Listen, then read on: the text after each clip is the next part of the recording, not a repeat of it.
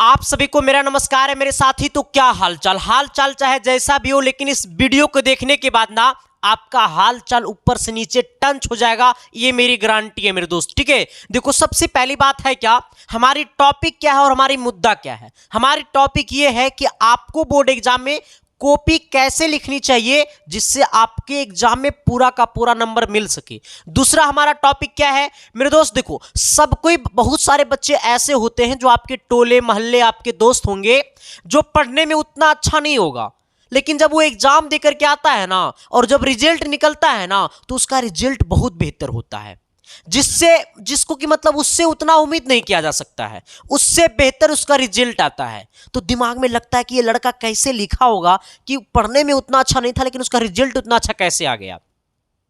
और सबसे बड़ी बात तो है ना मेरे दोस्त कि जो क्वेश्चन का आंसर नहीं आता है उस क्वेश्चन का भी सही आंसर कैसे देना है और उस क्वेश्चन में भी हमें नंबर कैसे उठाना है, वो तमाम मुद्दे के ऊपर हम बातें करेंगे जो आपके दिल और दिमाग में अभी चल रहा होगा।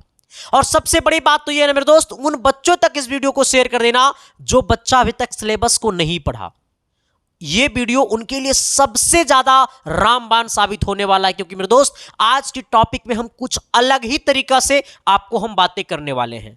आपने तो YouTube पे वीडियो बहुत सारा देखा होगा, बट यह वीडियो आपके जीवन के लिए सबसे अलग वीडियो साबित होने वाला होगा और इस वीडियो को देखने के बाद आपको फील होगा।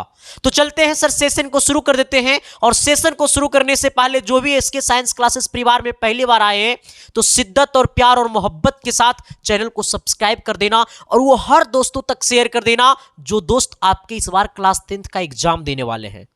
अपने अपने व्हाट्सएप के स्टोरी में लगा देना ताकि किसी ना किसी बच्चा का भविष्य सुधर सके।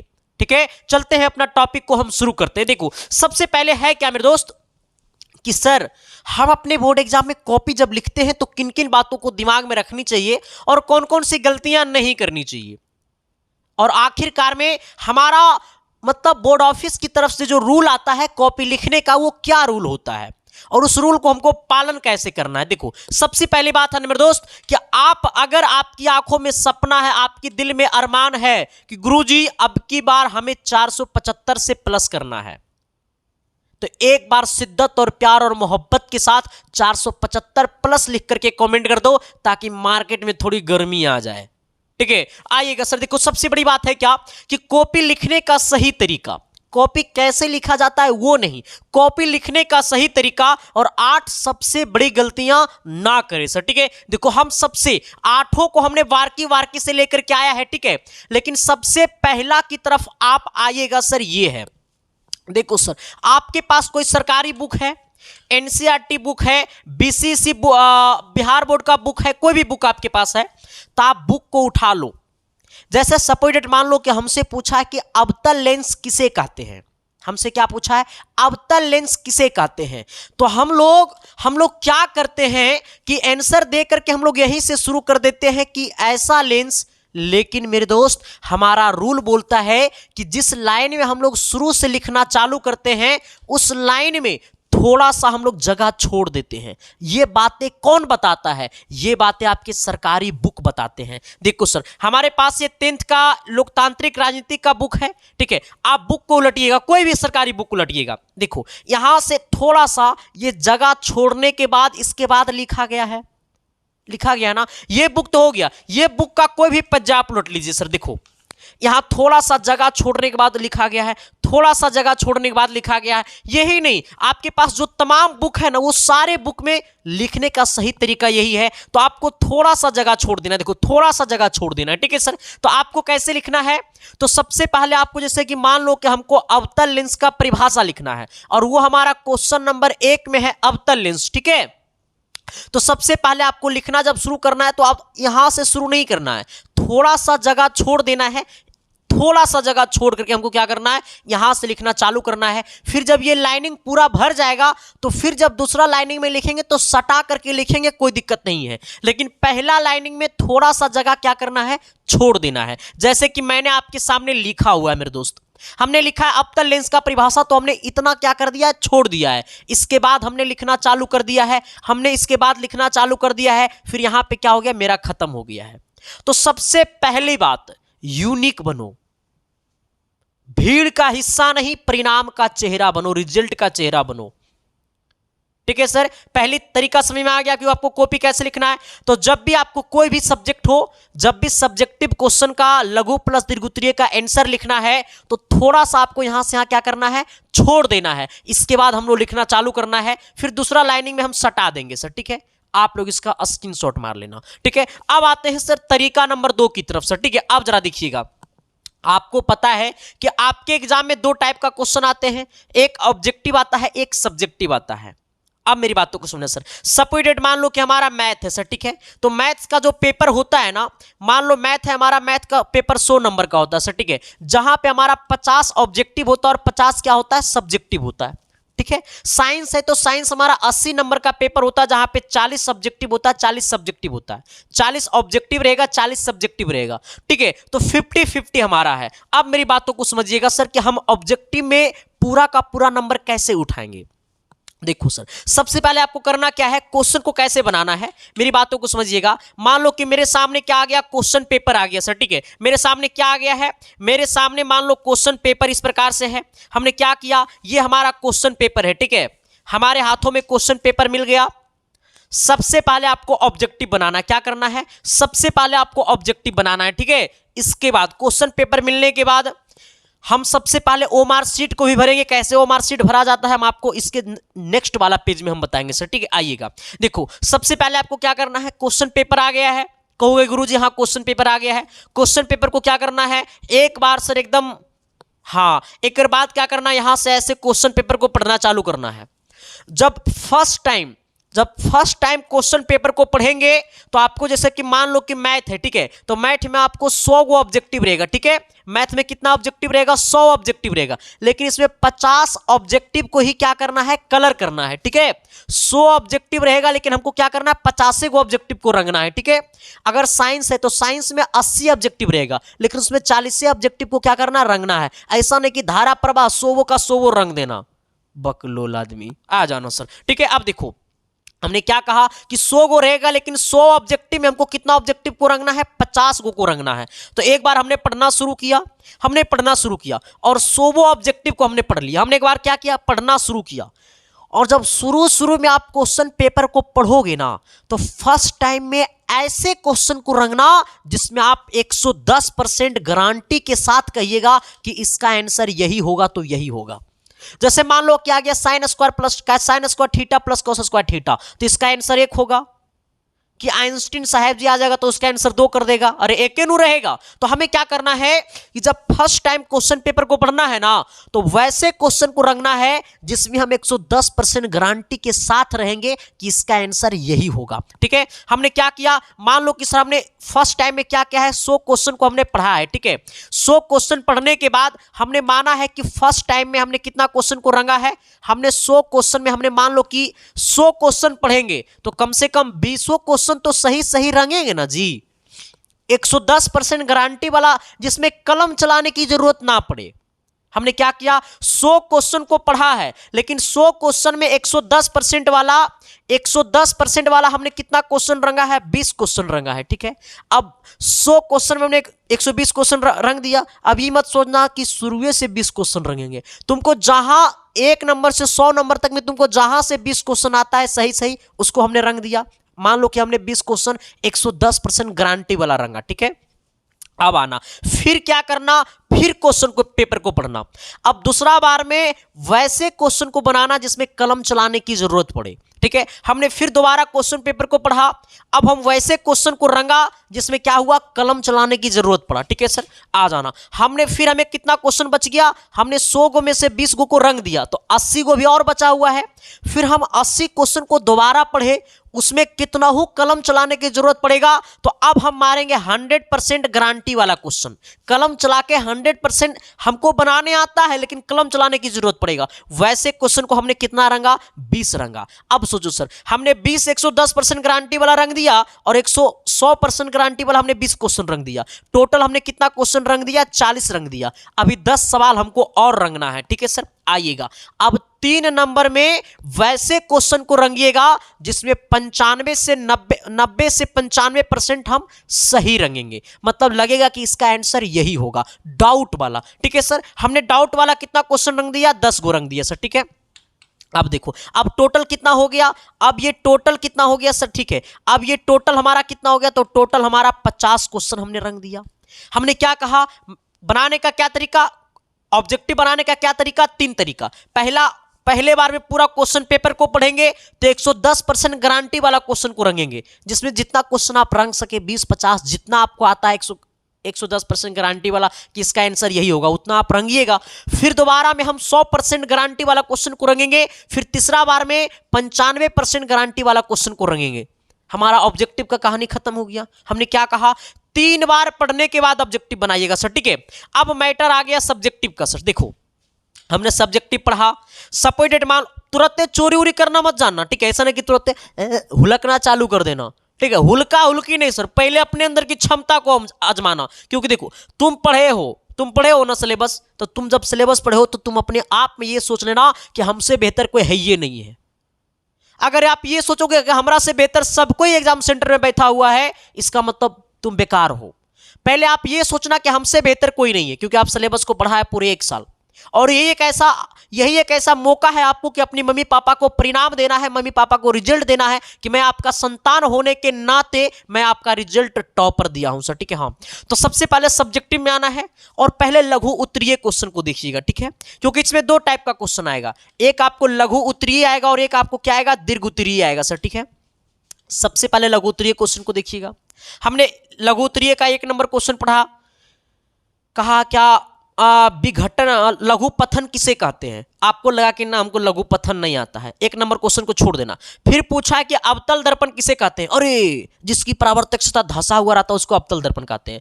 तो आप 1 नंबर नहीं बना तो ऐसा नहीं करना कि एगो पेज छोड़ देना, एगो पेज छोड़ के अगला पेज में जाकर के लिखना कि अवतल दर्पण किसे कहते हैं।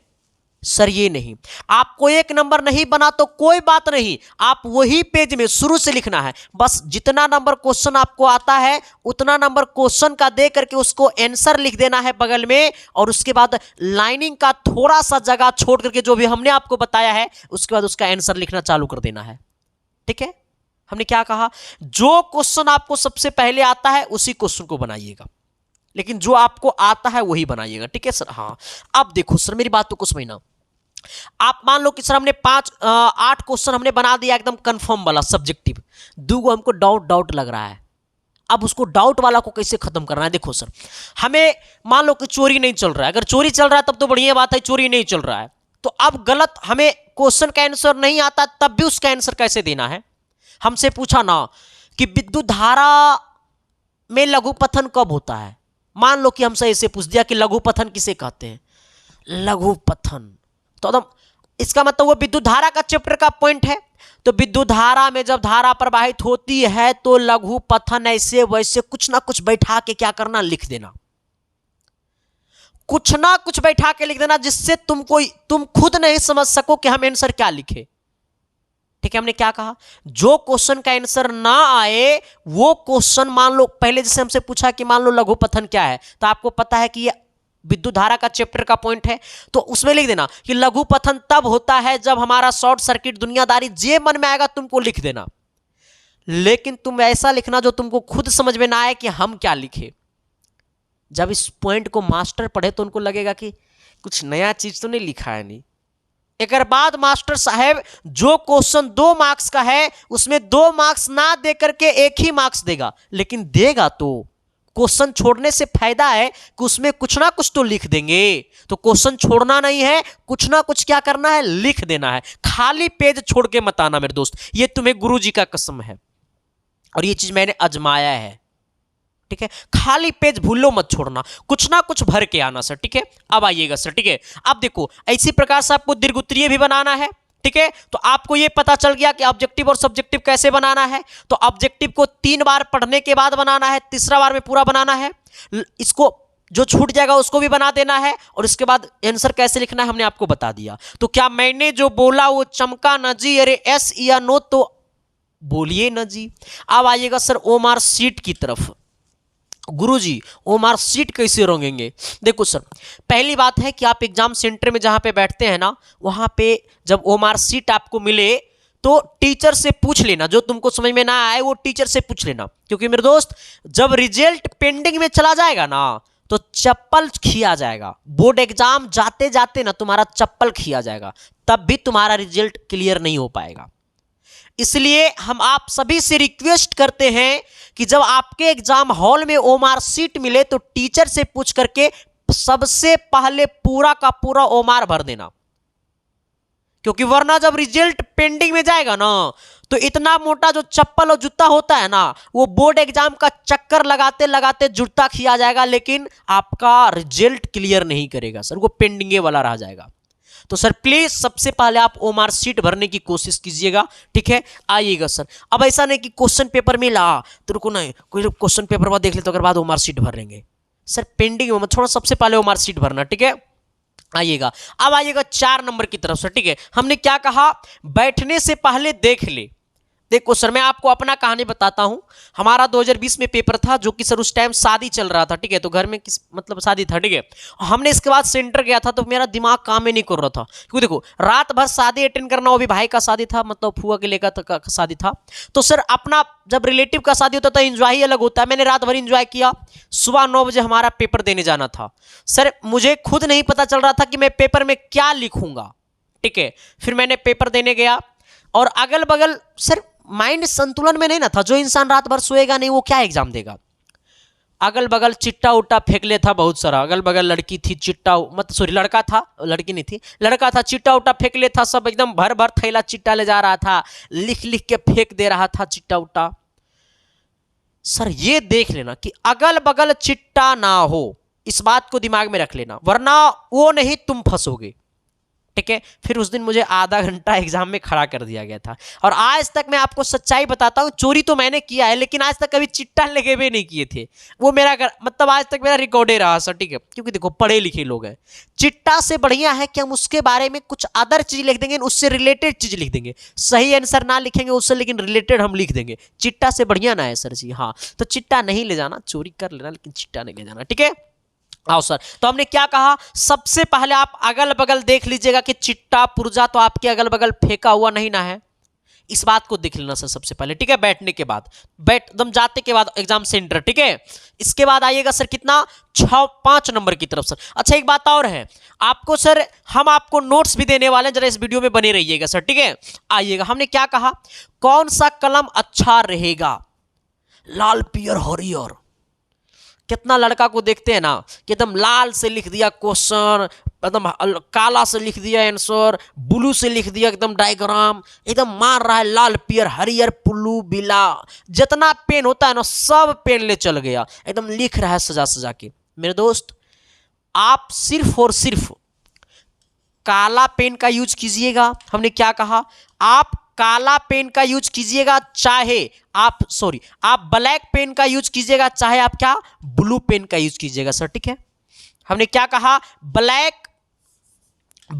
पेन का यूज कीजिएगा, चाहे ब्लू पेन का यूज कीजिएगा सर, ठीक है। ब्लैक और ब्लू के सिवा आप कोई भी पेन का यूज नहीं कीजिएगा, ठीक है। अगर ब्लैक से लिखना है तो पूरा का पूरा कॉपी ब्लैक में लिखिएगा, ब्लैक पेन से लिखिएगा।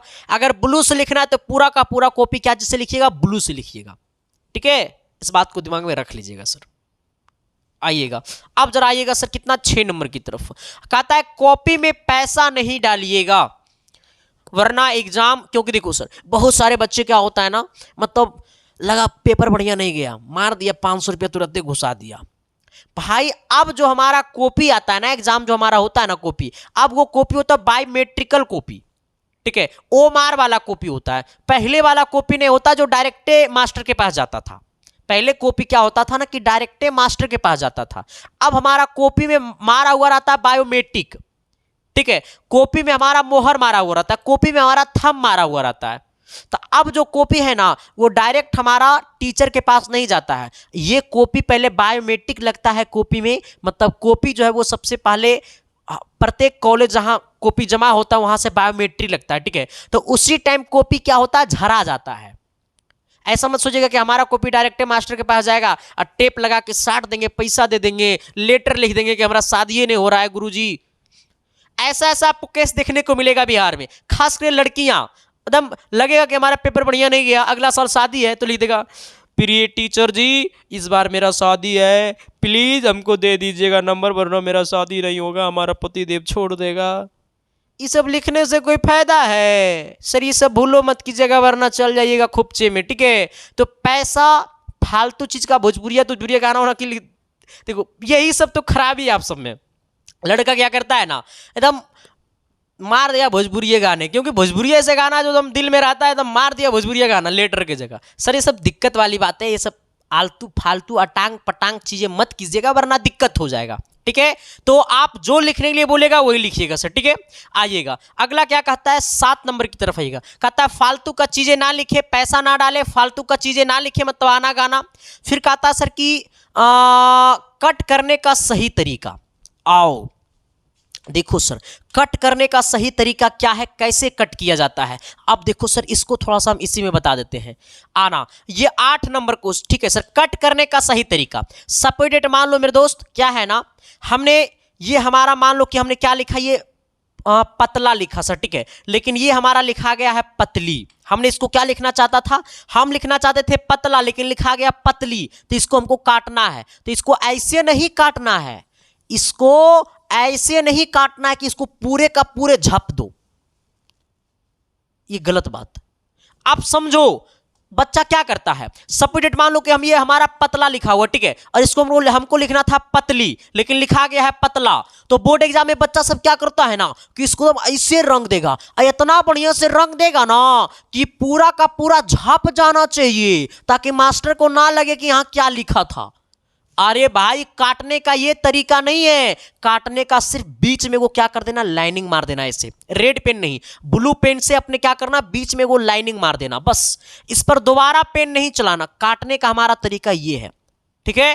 काटने का तरीका क्या, मान लो सर कि हमारा क्या, ये मोटा, हमको लिखना था मोटी, लिखा गया लेकिन मोटा, इसको हमको काटना, ये मोटा को हटाना है। तो सिर्फ और सिर्फ इसको ऐसे काटिएगा, ना कि ऐसे ऐसे रगड़ दीजिएगा, ठीक है? ये गलत तरीका है सर, ठीक है? ये सही तरीका है। हमने क्या कहा, काटने का तरीका क्या है, ये सही है सर, ठीक है? तो आपको यहां तक दिक्कत नहीं ना है सर? 8 कॉन्सेप्ट आपको समझ में आ गया कि नहीं आया, जरा बताना। 8 कॉन्सेप्ट आपको समझ में आ गया? बाकी सभी को थैंक यू, सभी को लव यू। ये वीडियो कैसा लगा जरा कमेंट बॉक्स में कमेंट करके बताना। बाकी हम मिलते हैं आप सबके बीच कल की क्लास में, तब तक के लिए bye bye, thank you, love you.